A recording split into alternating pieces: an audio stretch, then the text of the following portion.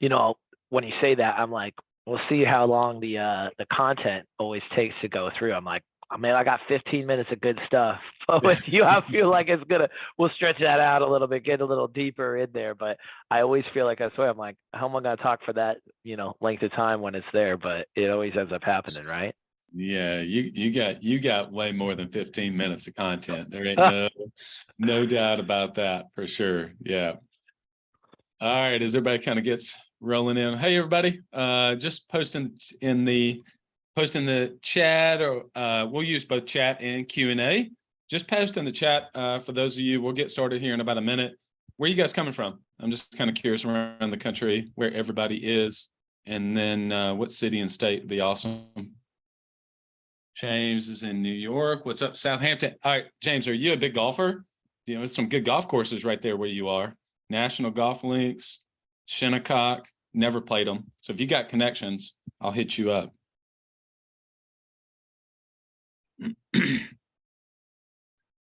Glad to have everybody here. I'm looking forward to this conversation.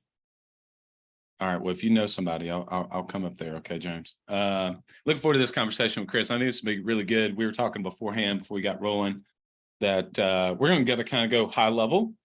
And then we're also going to go eye level. So you'll hear me say high level to eye level. We're really going to get some concepts and some theory on some things, but also some really practical items, some of the things that day to day that you can implement maybe in the next hour or so in your business, some little tweak along the way. I believe skill acquisition is absolutely something all of us can be able to obtain if we have the right mindset. And so, Chris, I'm just so thankful for you to be able to come on and give some of your time. You're always so giving to other organizations and other people. And I mean that seriously. So for us, just kind of get started, people may not have met you personally, don't know you. Why don't you just kind of give a little bit of a background of you and kind of where you are today, and then we'll kind of get rolling into it. Yeah, so I'm a State Farm agent. I got a legacy in a MOA. I always kind of draw it out like this. Washington is a big square. 2/3 of Washington is all farmlands. We grow apples and hops for your beer. The other 1/3 of Washington is Seattle, Bellevue. We have a couple like local businesses like Amazon, Microsoft, Expedia, small local businesses that we like to support, Costco. So my legacy is one, like just a hair above Kirkland, in a little slice of paradise called Bothell, Washington. Kirkland is the head of Costco. That's where the Kirkland signature kind of comes from. So we're in a higher wealth area, a lot of tech jobs, people actually moving to Seattle. It is not as rainy here as everybody says it is. It's actually a beautiful day today. I've been an agent for, let's see here, 11 years, 4 months, and 27 days, but who's counting? So right. Coming up on 12 years here. And I've had a MOA for 5 years, 4 months, and 27 days, but who's counting? So I got into that MOA program pretty early. I was fortunate enough to start scratch in both of them. So that was, not only did I do it once, I did it again. So, my business really started with me picking up the phone and cold calling. I mean, it literally got to the point where I was calling through the phone book, just trying to get people. And I got some of my biggest and best clients by calling out of like a digital edition of the phone book. So I've always been a pretty tech savvy person. A couple of years ago, right before COVID, I got married. I got married to a State Farm agent. Her name is Darian Okada. She was down in California, and we were doing long distance, flying back and forth. But we were lucky enough to be able to migrate her office just outside of where my legacy in MOA is. So we have kind of a good triangle in that Western Washington, 1/3 of the state area, where we have a lot of coverage on this north end of Lake Washington. And she's been an agent like 5 years. I should know that off the top of my head, but about the same time as my MOA. We share our team members, so that's been pretty beneficial to have some staff. And when we share some of the finances, I think we're going to get some questions, but I'll be pretty open and transparent about money in, money out, what we're spending, where it's going, and I'm happy to share when it's said and done.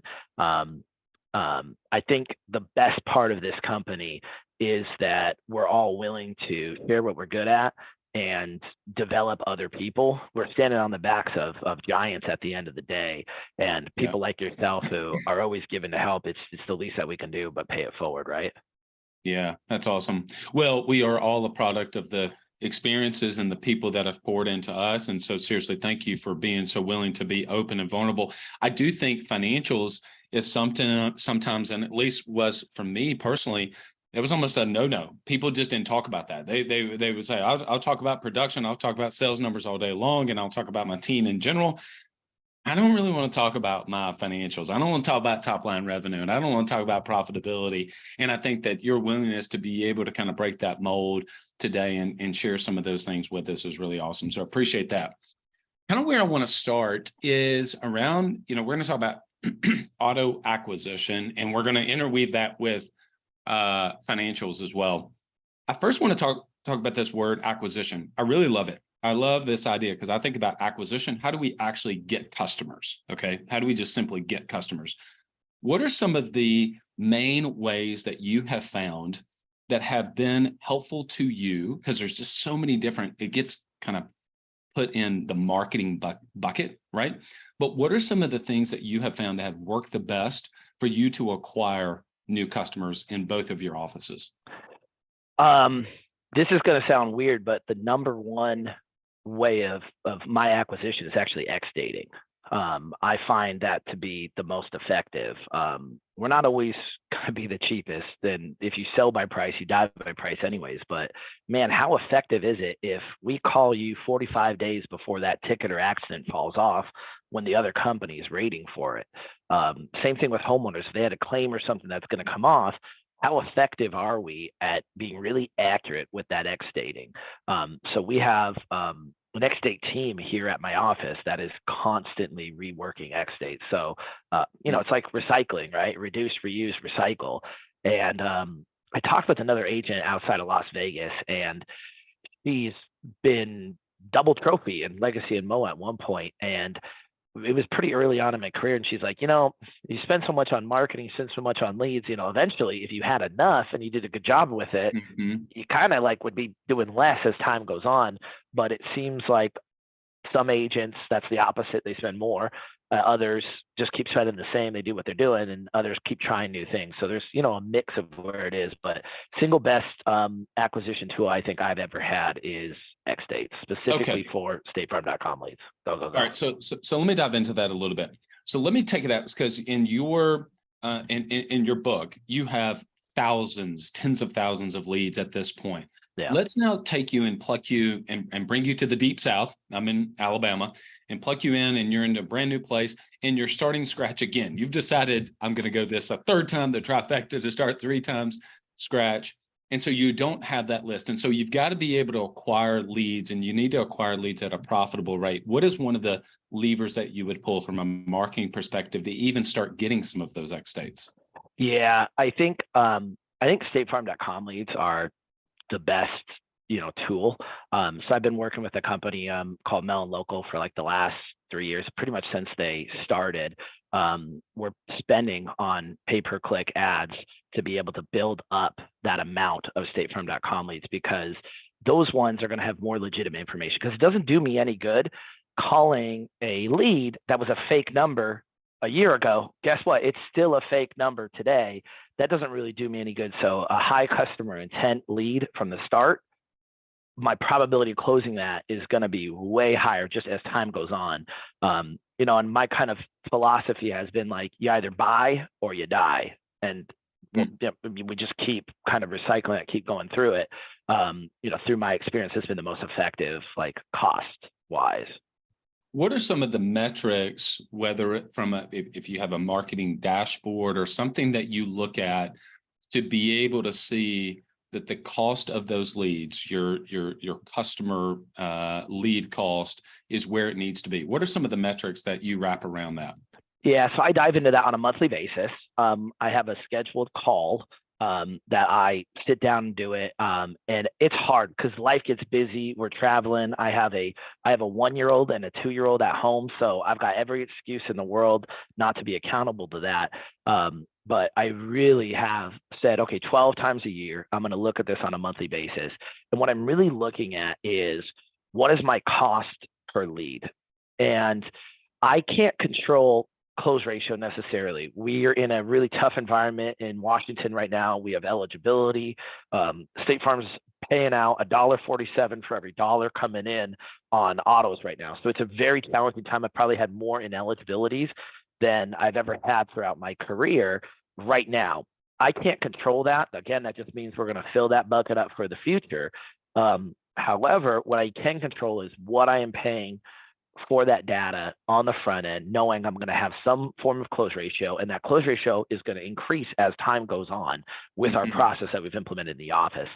So I'm looking to be somewhere between $10 to $15 per statefarm.com lead. They cut statefarm.com leads from me at the moment, so we have to audible mid-year. We have to change what's been working, and now we're going to more of those direct call-in leads that we've handled and had a high close ratio on, because again, they're calling in. Now my cost may increase in those, but the close ratio increases as well. And again, if you're taking a good look at your lapse can, it's not that difficult to be able to back into what can I afford to pay per lead and still be able to make a profit off of it, especially when you factor in scorecard. Yeah. Okay. So that's kind of where I was wanting to go. And Yep. ultimately, we're going to back this all the way into the financials in just a second, but that's where I wanted to go. Do you measure your CAC, your customer acquisition cost, on these different channels? Meaning, let's just go off $10 a lead because it's easy math, and Okay. I have to do easy math. Okay. So how many $10 leads do you need to spend before you actually get a customer?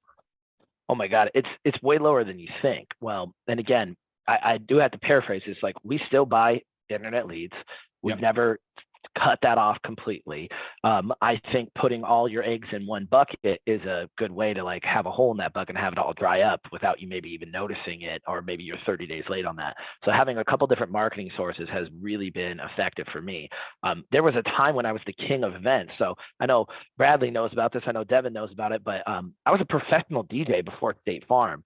So you want to talk about, like, I got the tent. We would go to apartments. I would have the sound equipment. I'd have the party, and I'm the life of the party because I'm the guy with the microphone. I'm the guy playing the music. I didn't sell all that stuff when I became a State Farm agent. In fact, for 2 years, I would DJ Friday and Saturday nights because new market wasn't making any money for like 2 years at a minimum. So I had to do something to survive. So it's not like I hung that up or got rid of it. I still have that stuff. So before COVID, I had a full-time marketing person that was going around.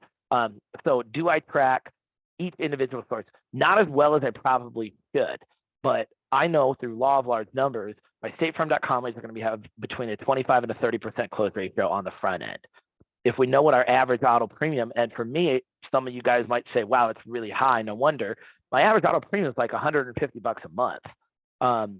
So if I'm paying $10 a lead and I have $150 a month average premium, Brad, help me out with the math of what I've got to be able to do to be able to close out on a low 20% close ratio. It's not very many. So it becomes a good acquisition cost of where we're kind of going there. Does that make sense? It does. Yeah. So your 6-month premium is $900, roughly, something like that. Is it? Yeah, is that roughly. And it's a blend roughly between standard and mutual, because we get a mix of the two. We have standard and mutual out here in Washington. So my standard's higher, my mutual's lower. It's a blend between the two, but yeah, if you average the book, that's where we're at. Okay, so let's take out some incentives and scorecard for a second. So if we're at $1,800 for the year, you basically have made $180 on that one vehicle, on the one auto, right? And so you kind of get into, what's an average annual premium from a household that you get? Because obviously, I'm assuming you sell a lot of renters and townhomes in Seattle. Is that fair? A ton. In fact, like more than more than I would want, but that's what comes. But they grow up, right? They do. They rent, and then maybe eventually they buy. So we led the Pac Northwest zone in homeowners, and everyone's like, "How did you do that?" And I was like, "Well, for 11 years prior to, I led it in renters, and here they come, just kind of flowing in. Yeah. So what I'm getting at is if the auto is one auto is 1,800, what do you believe the total household value or customer value on an annual basis that first 12 months on average is for a new customer that you're bringing on? I'm asking you to, like, is it 2.2 autos and where you are plus a fire policy? More like 1.2, because we still write a lot of raw new business. So 1.2 autos. Our average fire premium is lower. We have low fire premiums in Washington. We don't have a lot of exciting stuff. We've got, the fire that occasionally happens. So my homeowner's premium is like $600 to $900 a year, but we have a whole bunch of 125 renters thrown in there. So without having prepped on this and without wanting to make up numbers, my legacy's 3.7 million in fire. Okay. And my fire PIF is 5,368. So let's just do the math on this, since he's asking me math questions. I should know off the top of my head. So it's $689 average premium. So it's higher than I would have made up had I not ran that math real quick on there. And I'm privileged. I have some of my financials pulled up in front of me, since we knew we were going to be talking through this and going through this for this podcast today. Yeah, or webinar. So it's fair to say somewhere a new household is going to bring in on annual $2,500 to $3,000 is what a new customer on average for the year is going to pay. Is that fair? So the number I come up with, and again, SMVC's max is about $200 a car that I'm going to make. Yep. So I get that twice a year. It's 400, and I get another 75 off of there. So $475. What number did you say? 500? Was that what you just said? I was saying 3,000 in premium, and then multiply times obviously your commissions. And so, yeah, we're in the ballpark. Yeah, we're in the ballpark. Yeah. Yeah. Okay. Yeah. So that gives you kind of an idea of what you're actually making. And then obviously you've got commissions to your sales team that you're paying, absolutely, et cetera. So here's my question in all of this. And so obviously I said we're going to kind of dive deep into some of these analytics, but I think this is some of the stuff that people just don't talk about, right? And they want to hear it. But do you feel like then on an annual basis, that first year for a new customer, are you with the intent that if I can break even all in the commissions I pay to my salesperson, the cost of the leads, et cetera, if I can break out even that first year, or do you really want to make a profit that first year because you know you're going to get it on the backside? What's your philosophy generally with that? Well, I'm going to show you some of the financial reports that I have through Club Capital. I don't care if I break even on the first year. I know that my lap scan will show you what it looks like. They're not all leaving me in 1 year. So for me to be able to pay my team, be able to pay marketing, be able to staff what we have in 1 year and expect to break even, I think is a tall order. I think it's possible, and certain markets can do it, and amazing for them. But remember, I'm in a high net worth area, which means Seattle minimum wage that I can get somebody is $15 an hour. So that's a caller, that's someone who's that's like a high school, interns with no licenses, no experience, first job ever. That's what they're wanting. But remember, that's minimum wage. So that's me competing versus McDonald's. And I think I ask a heck of a lot more people. I ask a heck of a lot more than McDonald's asks. So the wages got to be higher than that, because if they're making minimum wages there. So we'll share what my employee expenses here in a minute, but my goal is not to break even in 1 year. I've got scorecard, I've got incentive, I've got savings. Now I'm not racking up a credit card bill to, dive into debt for this. And again, we'll show what the financials kind of look like. But if I can make money when those renewals start hitting after year one, I'm feeling like I'm still winning. I'm feeling like it's there, and my book continues to grow, especially when you factor in scorecard and all these other incentives that kind of come through. When you look at as a whole, the marketing investment that you make, what is your marketing number percentage that you shoot as a target year in and year out as a percentage of revenue? Oh my God. So again, the idea for me is not necessarily hey, this is the target of what it is my team busy? Are they actively doing it? So on a marketing alone, I'm going to share my screen here because this is going to show, I think this is a good transition to kind of go through, because I have my, financials pulled up. So forgive me if my eyes kind of shift up here, but this is the financials of what we've kind of gotten here. So if you look at the marketing, I have it's about a $20 million book of business, and we spent $33,763 in marketing, which is down from $63,000 the year before. And when we start running into my auto acquisition cost, I'm paying $19.84, and I'll walk you through how I came up with that number, what that number like actually means. Yeah. But remember, I have a team of people who are actively, I had a full-time, event marketing person. So does that go into marketing expense or does that go into payroll expense? That's going to show up in payroll expense, but in reality, that's marketing. Makes then sense. I also have a lot of team that's actively telemarketing, actively making phone calls. I have a whole sales team that all they're doing is sales. Is that marketing or is that really, in a sense, your employee expense? So when we start kind of looking through this, if I'm comparing myself to the average one, which again, Club Capital's like platform will do. So I have a high revenue, but my total expenses are very high as well. Again, that's as a ratio, what we can do and kind of where we go, right? If we look at my employee expenses, I'm also, one of the leaders in employee expenses, yet, marketing ROI, I'm also leading it on the other way because my marketing ROI looks like it's through the roof. And that's a little bit where you have to you can't just have the financials, have them kind of roll and expect like nothing else kind of comes from it. You have to actually understand what these numbers are and kind of work through the math. Does that make sense? Yeah, no, this is great. Oh, it makes a ton of sense. What I think is great about this, and you being willing to share this, is people can see it as the dials. What are the dials that you're dialing up or down? And the fact that you have such a, what was did you go into from 2021 to 2022 with the intent to go down in marketing so much from one year to the next, or did that somewhat happen? Was that intentional? What was the thoughts there? Well, so how this like webinar actually got created is I had a lead company approach me and they're like, all right, Chris, hey, we want to pilot this new thing and we want to pilot it on you. I've been working with them for a real long time. I've got a really great relationship on a personal and professional level with this lead company. And they're like, here's the deal. We're going to put some marketing people. They're going to go to the car dealership. They're going to go every day. They're going to make best friends with these people. We're going to pay them. Then what we're going to do is we're going to come back at you and we're going to ask you for these quotes. And what we're going to do is we're going to have you quote these just, with all the information that they have. All the data is going to be in their driver's license, date of birth, when they bought the car, because they're at the dealerships right away. All the information we would need to quote. And they're going to provide a quote. And if the customer likes the quote, and only if they accept your quote, you're going to get a direct transfer call with basically a customer ready to buy on the phone. So Bradley, I'm going to, ask you, this lead company approaches you. What are you willing to pay for that? Is that $5, $10, $20? What are you willing to pay based off of your, like, I don't know, grass in the wind, gut instinct? What's that worth to you?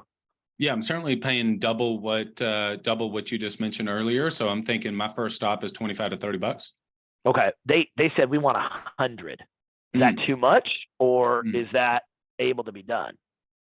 Yeah, I think you'd have to actually see what it actually ends up being. I mean, at the end of the day, if you close more customers from it, it absolutely can be worth it. Yeah. And at the end of the day on that too, you also got to factor in, okay, what's my payroll cost, right? So I have somebody who's quoting and they're going to quote that, but there's zero follow-up. So it's not like a $5 internet lead or a $10 statefarm.com lead where we might have to call that person. There's a real cost to that time.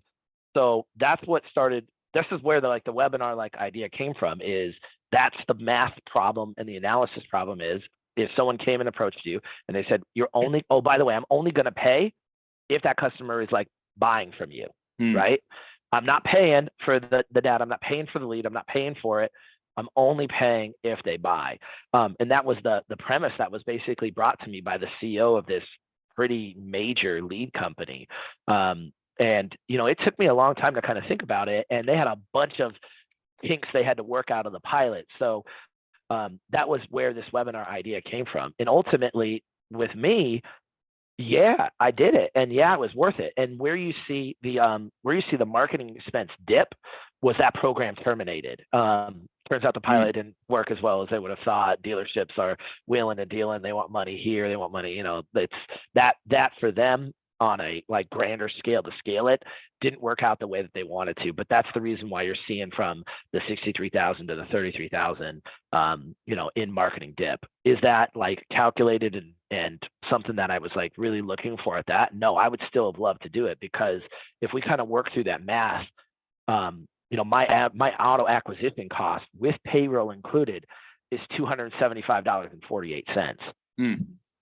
So if you know that math, would you pay $100? Yeah. And your number might be less, like you scale that down or whatever that is. You're more efficient than I BS with my team too much. We, you know, chit chat, we have a good time. You know, there's stuff we could do that would drive profit better. Like get on the phones, you know, crack that whip. But if a lead company approached you, do you have the math to be able to do that? And is that something that you would like even be interested in? I got a question. Let me go super high level for a second. Okay.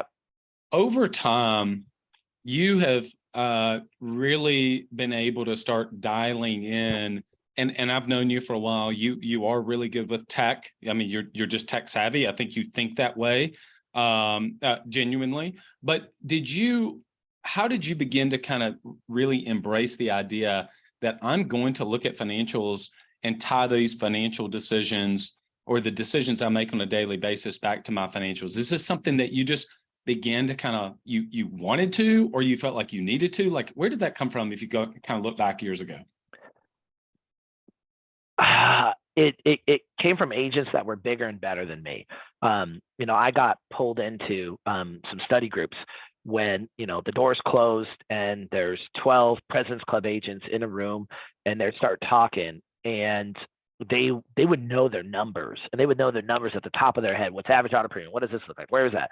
And they'd be able to like recite that so quickly and off the top of their head. And I'm sitting there like, I don't know the answer to that. I should probably know that. And as business owners, are we making decisions? I always say it's like throwing grass in the air. And when I say that, it's like, you know, you're out in the middle of a field and you want to see what way the wind is blowing. You grab a handful of grass and throw it in the air. Wind's blowing that way.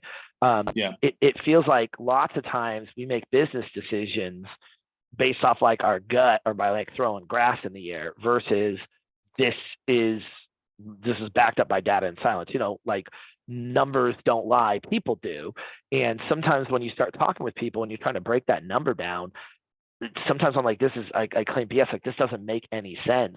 And you will like hope for that transparency. So that's been something that's been kind of nice on this, you know, the Club Capital financial platform, is that we can look at that and I can compare myself versus one person versus the next, and then try to help understand that number of, okay, there's, you know, another MOA agent who's about the same size as me, who is spending 3 times as much on marketing, but half as much on payroll. Where is that number kind of coming from? What can I learn from that? And again, it's not like a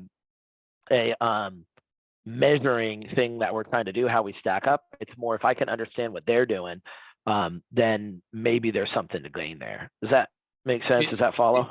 It does. And I'll share, I've shared this maybe before, this may be helpful. There's this analogy of you're in Washington, Boeing is up there.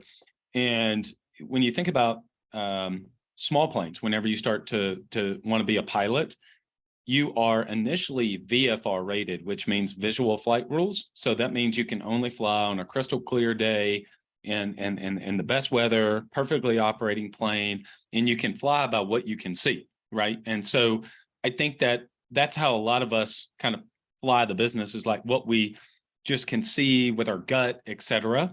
Yeah. But if you want to go fast, you want to go high, you want to fly a commercial airliner, you can't be a VFR. You have to be IFR rated, which means you're running the business or flying that plane by the dials and the switches, the instrument panel itself.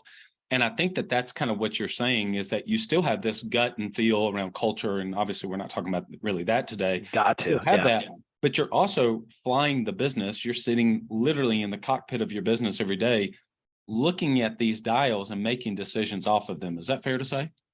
I couldn't agree more. What a great analogy of kind of how that fits. It just, we'll make a decision. We'll dump a marketing company, you know, for instance, just because our team is saying they're not doing it. But like you got to back that up with the data. And again, State Farm's coming out with better and better tools, you know, for us. We still have to marry those to the financials. We still have to see, you know, what that looks like on the credit card at the end of the month.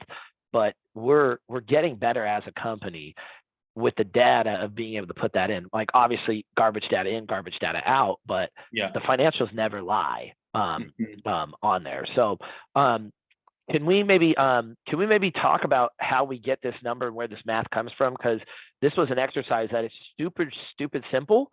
Let's do it. But I think it has some value that's kind of going there. So let's do it. The way I came, go ahead. Oh, you're good. You're good. Rock and roll. This is great. Yeah. And hopefully everybody can see my screen. I'll kind of try to zoom in on it a little bit more. But this is kind of the way that it went. And I thought, again, be as transparent with this as possible. I'm sharing my new, I'm sharing my loss, I'm sharing the gain of what it is. And again, we've got 7,000 cars in the legacy. We've got 1,863 in the MOA. So lapse can is always going to be something that we battle, right? There's just no way against it. The bigger you get, the more you're going to lose. So we're kind of having to run when it's said and done. So we wrote 1,700 cars. And this is the breakdown of each month of where it went. We grew, you know, just shy of 450 cars for the year, which is a pretty decent growth year for me.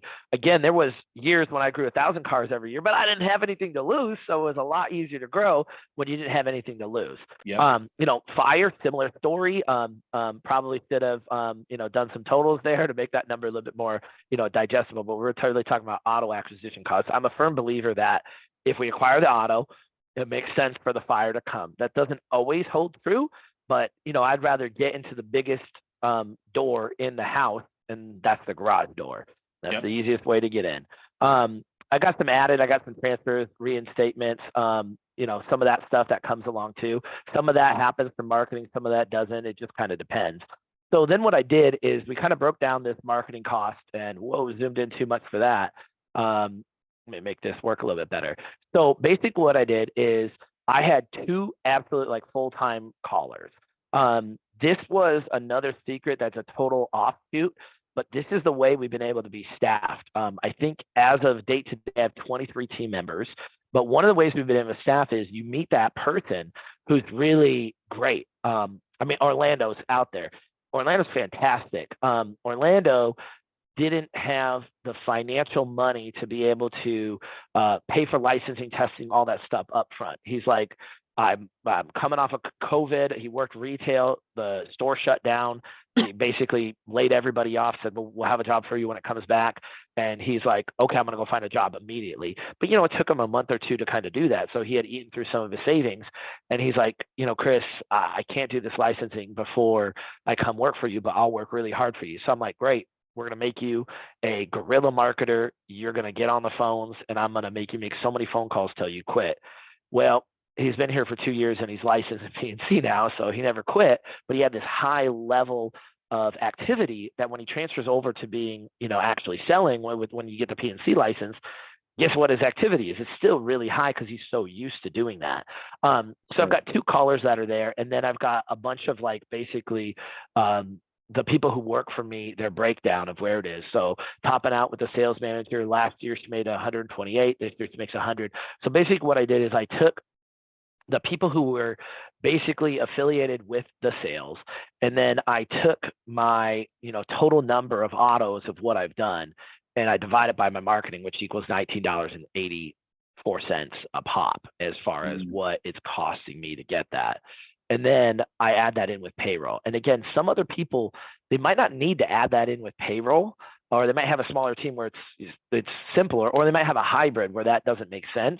But if you add up your total marketing costs and you divide it by your total number of autos, it's a real simple way to kind of get your, you know, cost per lead marketing wise. But I think depending on how you do this, especially in my situation with people solely dedicated to sales, that doesn't show the real picture unless we enter in like the per cost with payroll. Does that makes sense.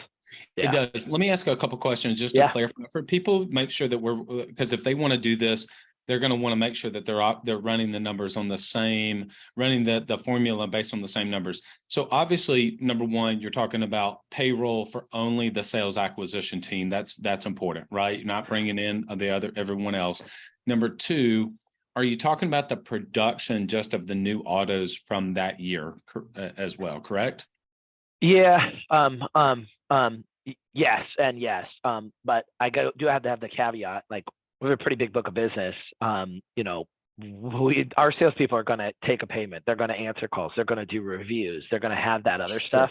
But I can't separate the payroll, and I'm not that detailed when it comes. So they do other stuff. They do take care of customers. They're going to have that thing, but they're dedicated as sales versus we have other people dedicated as retention.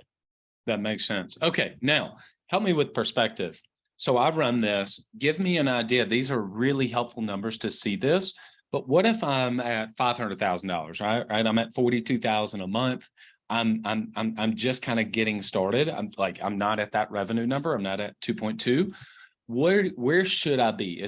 What's the range? I like to kind of think of it as a range of success. Where should I be, Chris? Well, okay, so we got to back into that because everybody's situation is going to be different. So I guess the first question to ask yourself are you trying to break even in 1 year, or do you have some financial reserves that are going to be there? Are you writing financial services off these people to where you're going to get something back on scorecard? Are we using a 10% commission rate because you're within your first 2 years? Or are we using a full 11? Or has it been a while since we restarted that engine, so we're at 8? You got to ask some of those questions to really kind of break that down. My numbers versus even your numbers as a massively successful agent are going to be different. So you got to ask yourself those questions. So I guess without preparing for this, which is just great, questions I'm going to ask myself is, what's an acceptable ROI to you? Like how long do I need to keep that customer? So again, we did our math. We're making $475 a year off of that average auto policy customer. So am I paying more than $475 per auto? I'm $275 with payroll factored in. So each auto I write, I'm making like $200. Am I okay with that? Heck yeah, I'm okay with that. That's 1 year when it's said and done. But if I'm again going to get money back on scorecard, that's obviously going to factor into this top number. And that's 2 agencies, kind of combined as far as the way my financials work. So it's going to break down that way. Does that kind of flow there too? No, it does. 100%. Absolutely. And no question about it. Yeah. And I think it's the philosophy and the approach that you're taking is what is transferable from other people, because we can interchange the numbers with everybody listening to this can put their own numbers in, but they need to be able to kind of say, okay, wait a minute, what is my specific situation? I thought you did a really good job there detailing, well, am I getting restarted? Am I at 8? Am I at 10? Am I at 11? Where exactly am I, and where am I ultimately trying to go? I do have a question. What is the cadence that you have for yourself when you're reviewing financial statements? Like we talk about communication cadence when it comes to our team and meetings that we have. What's the cadence that you have for yourself? How often are you looking at financials on an annual basis? Well, what's great is, and again, we're on a Club Capital podcast, so we can support them and give the plug. But I get a report as long as I upload my stuff. I get a report emailed to me, and they email me, and literally the way I kind of feel it is like, hey, dummy, look at this, because they're emailing me what this looks like. Now, sometimes it's a little weird, and it's going to take a second for this to load because there's so many reports, but sometimes I might have we tried a new lead company out at the beginning of the year, and they're like, hey, if you give us $2,000, we'll match it by $2,000. So I might have a big lead expense in 1 month for double agency, there's $8,000, on there, or 4,000, whatever it worked out to be. So I might have that in 1 month, and I need to, keep a little mental note of that and kind of digest it. But at the end of the day, I got emailed this on April 20th for March's financials. Now that's up to me to actually go in there, look at it, view it, and download it. But I mean, with a accounting company booking payroll, everything kind of tied in, I'm foolish if somebody took the time to do this. I'm foolish if I'm paying for it, I'm not looking at it. So the cadence is on a monthly basis. and then you probably want to put some time on your calendar to do your own fall planning. There's always like, oh man, I feel like I'm on a recorded webinar saying this, but there's always like our fall planning, and there's about 2 hours of recognition and leadership talking about something or other that I'm there with my laptop and I'm doing my own like fall planning. So I'm going to take a couple hours, either at the fall planning meeting, which we'd never admit that, or on my own, where I can like really look at, hey, what did last year look like? And again, I'm comparing myself to myself. I'm comparing this year to the previous year. And some of those numbers are a little hard to swallow when you're kind of looking at it, right? So you're looking at like, okay, so your revenue was up, your expenses were up, my profit's actually, down 4%. It's still a healthy profit. I'm still making enough money to afford the lifestyle and what I want to do. But I'm like, what could I have done better? And start kind of having some of that reflection. Well, we had employee turnover, so we were regrowing team. I had to rehire people. People wanted more money. So even losing an experienced team member, hiring somebody new, sometimes even it ended up costing more. So there's some reasons and rationales to why those numbers are, but to take some time to understand that, to be looking at it on a monthly basis, I think is a bare minimum. I'm not the person who's checking this like every day, where my job has now become the person in the back just checking financials. But I am the person that's looking at this. And if I'm having, Club Capital do this CFO where I have a report every month, that's up to me to be able to like review that. Yeah, that's great.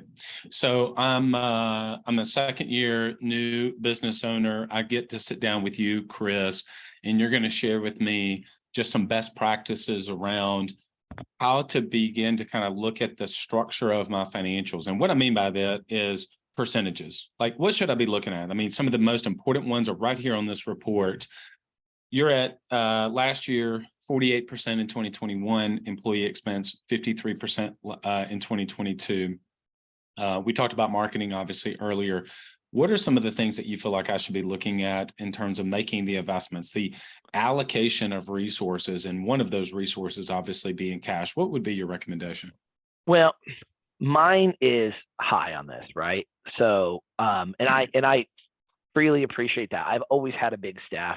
I've always been the person that's like, well, hey, if I just take that scorecard and I have 100,000 in life I need to write, and I divide that by like 20 people, wow, that number's a heck of a lot more achievable than if I have it between like one person, right? So the expectation is to max scorecard, every year, and ideally do it in both offices, right? So that's one of the reasons for the staff. But for me to tell you what your employee expense would be, I don't think I have the place, because you may be in a higher environment. You may have high premiums, or you may be doing it with two people.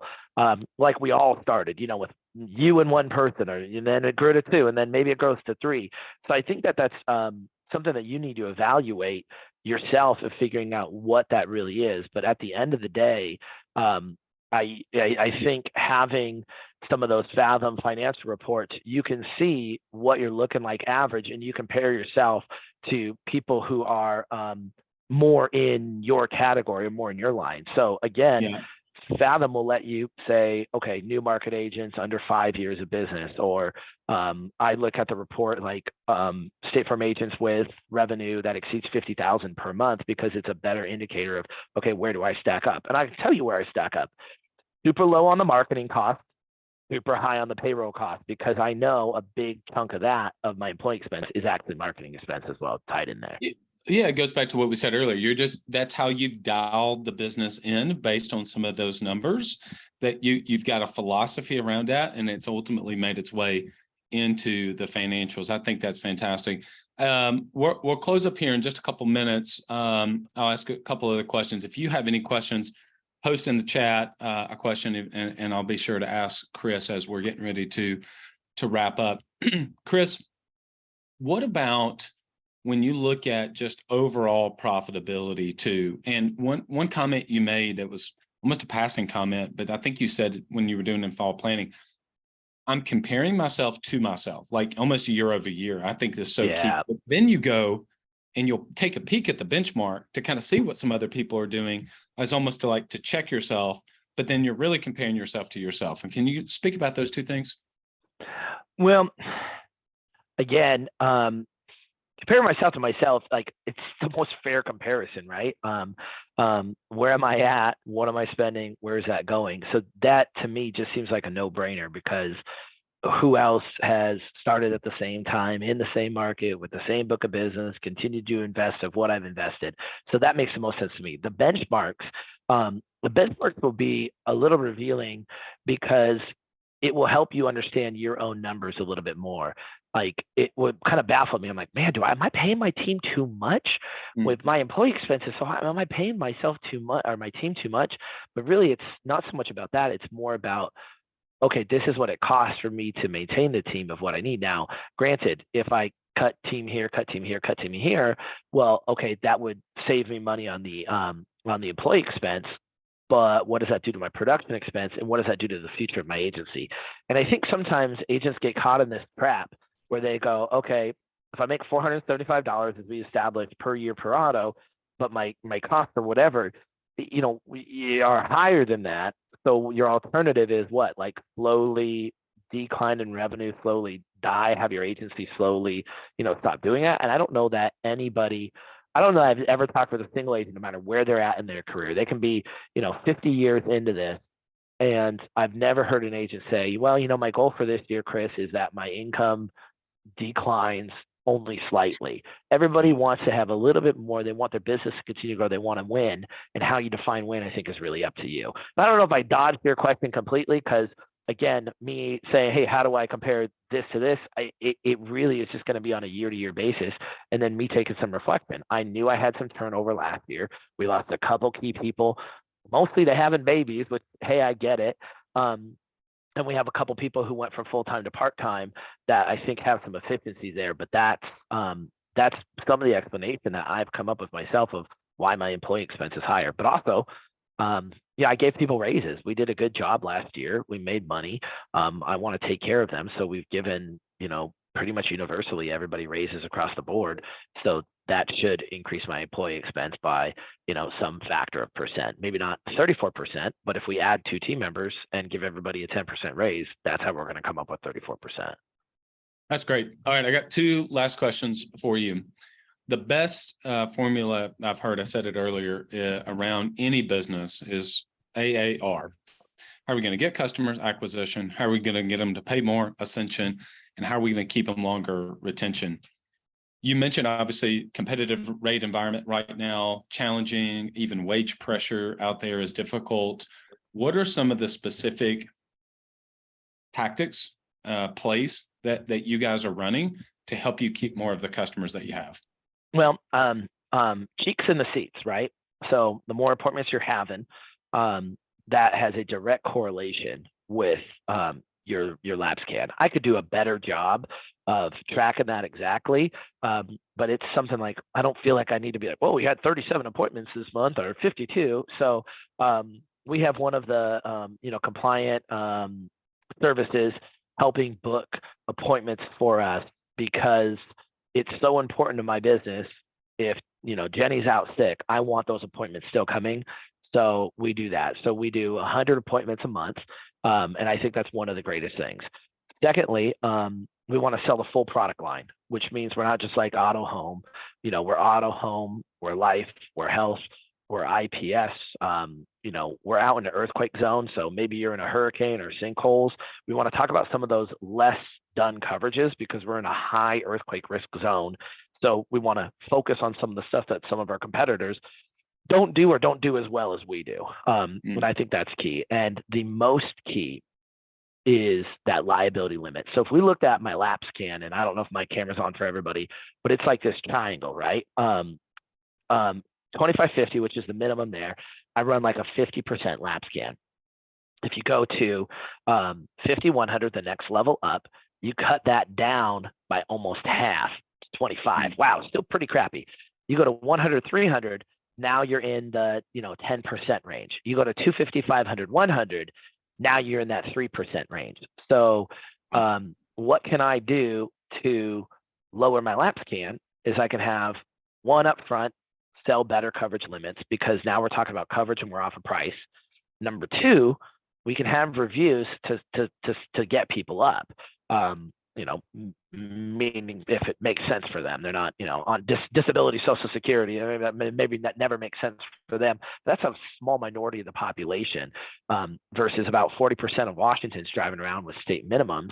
But if I can get them one level up, I just cut my lapse can in half. Go 2 levels up, I cut it in half again. And we used to have a marketing program that they sunsetted. Now I can't even, I think it's Agent Analytics or something like that, where we could see and it would graph it. And once I saw that, it was like a light bulb. So how good are you at selling umbrellas? And can you sell above a $3 million umbrella for those that qualify? That is really going to insulate your book of business. It's really going to lower your lapse can. And I think you do that on the front end, you do that on the retention end, and you do that on reviews. Those kind of 3 things, I think, is really what everybody has to be on the same page for your agency at. Awesome. All right, last question. Retaining team. You've done an awesome job creating a really good culture. What's one of the best things that you've done to create culture and retain some of your A players? So my old sales leader, the guy who hired me, his name's Lawrence Whitley, and he had this saying, and he says it all the time. I say it all the time, so I don't know who came up with it, but the team that eats together is the team that stays together.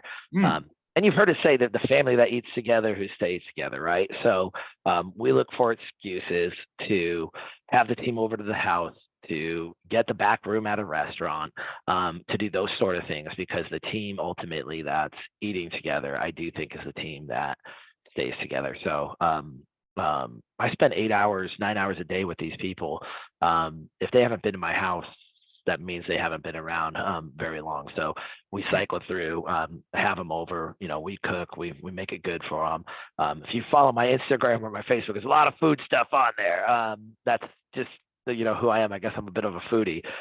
So I think that's been one of the keys to there. Have a good culture, have people get along, work on it. When you have a team of 20 plus people, half my job is like guidance counselor, therapist, psychologist, financial advisor, all of those things kind of wrapped up into one. But at the end of the day, I can't do this by myself. So I have to have the team and I have to have them play a humongous role in it. Yeah, no doubt. Well, I'll tell you what, if you want Chris to fly out, cook him really good food, get him a really good seat on Alaska Airlines. I remember that about you. He loves Alaskan Airlines, for sure. And he'll come out. DJ Chris, you were awesome. Appreciate you, my man. If anybody has questions, my alias is UJM1. I'm happy to help. Again, we're all on the shoulders of giants at the end of the day here, where we have all helped each other. And I wouldn't be where I'm at, nearly half of it, if it weren't for other State Farm agents who generously gave me their time. So I'm happy to do the same with anybody else when this comes up. Awesome. All right, buddy. Appreciate you, man. Appreciate y'all. Bye, y'all. Thank you for joining. Thanks for listening.